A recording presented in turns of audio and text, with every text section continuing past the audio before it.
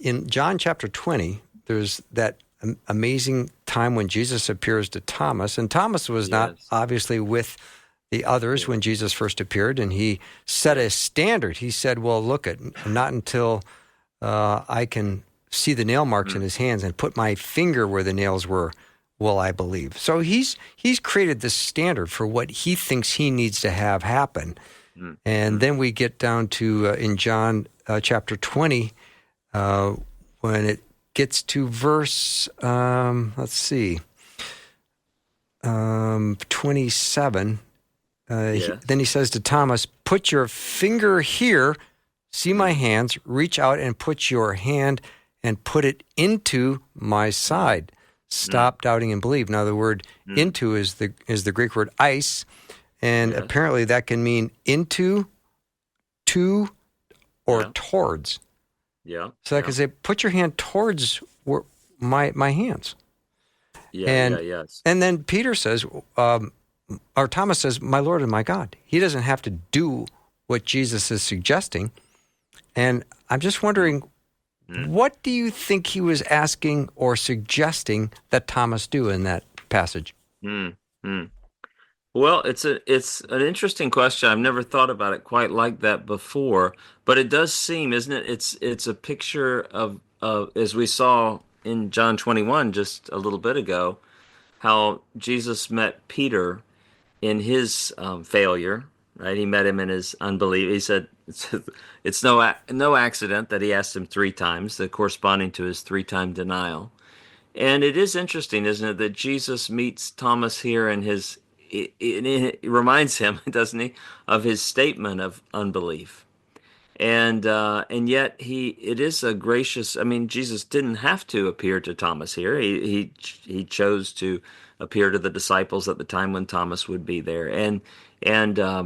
So yeah, I hadn't thought about it exactly, but he does. His invitation clearly just corresponds directly to Thomas's earlier statement. This is a passage that I frequently will point students to in class. the next verse, John 20:28, where Thomas answers and says to him, my Lord and my God, right? And this is clearly, and if you were getting near the end of the Gospel of John, and it begins by telling us that Jesus is the Word, right? Pre-incarnate, the Word who was with God and was God.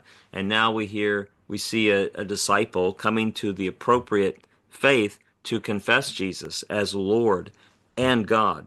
And this is a helpful passage too, if I can be forthright speaking about there's certain cults that deny the deity of Jesus, and so they'll often point out, well, this place in John, it doesn't have the article in front of theos, so it means Jesus was a divine being or something like that. But here, if you look at it in the Greek, this is a place again where Greek can be helpful. He specifically addresses Jesus as ho theos mu, right? The God of me, right? The article, the word that corresponds to the English word "the," is undeniably there in the text.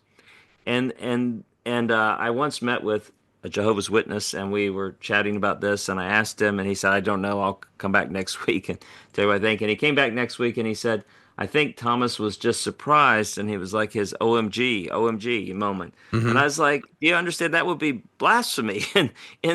And what does Jesus say to him next? He doesn't say, "Thomas, watch your mouth, don't take the Lord's name in vain." He says to him, "Because you have seen me, you have believed. Blessed are those who have not seen and yet have believed." So,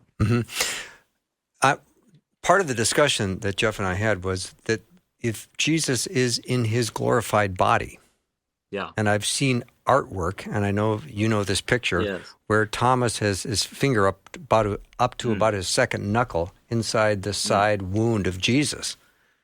And I was just thinking, is that really what happened, or are we just... Yeah. Well, well, as you pointed out, it doesn't really say that he followed through and did it, right? No. I mean, it could just be I kind of, in light of his response, I mean, here is appearing to him the Lord who he saw die on the cross or knew he had died, and now he realizes he is alive. He is alive. Hmm. And I'm looking at the most literal translation of the Greek. So I'm looking at the Greek text, and he says, "Bear your finger here."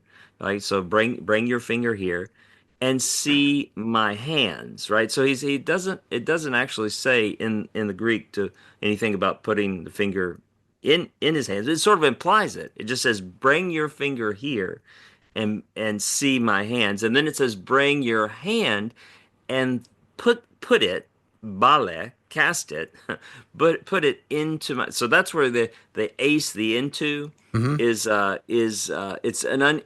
as you noted, the preposition has a wide range of meaning.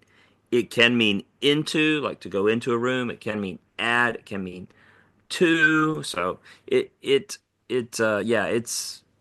would seem strange, isn't it, to for Jesus to be inviting him to actually put his hand into a wound or something. And as you note, it's unusual because here Jesus is he's in a resurrection body. He can walk through walls, doors, he can lock doors, he can appear, and yet there's some residual sign of these wounds, right? They they're there.